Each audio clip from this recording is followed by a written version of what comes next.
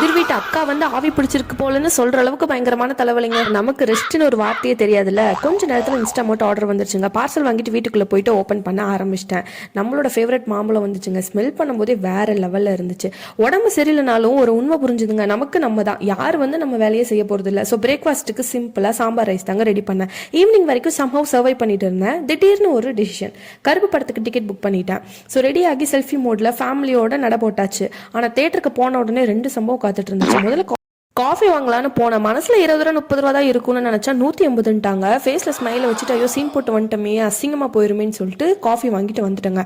அதுக்கப்புறம் Karuppusamy vibe start ஆயிடுச்சு. Theatre atmosphere, BGM, mass மூமெண்ட்ங்க. இன்டர்வல் வந்தாச்சு. பாப்கார்ன் வாங்கலான்னு போனேன். அதுவும் 295 ரூபான்ட்டாங்க.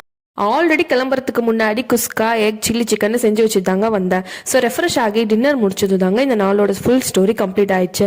நிறைய பேர் இந்த வீடியோஸ் பார்க்குறீங்க. இப்போ தான் சேனல் ஸ்டார்ட் பண்ணியிருக்கேன், ப்ராக்டிஸ் ஃபேஸில் இருக்கேன்.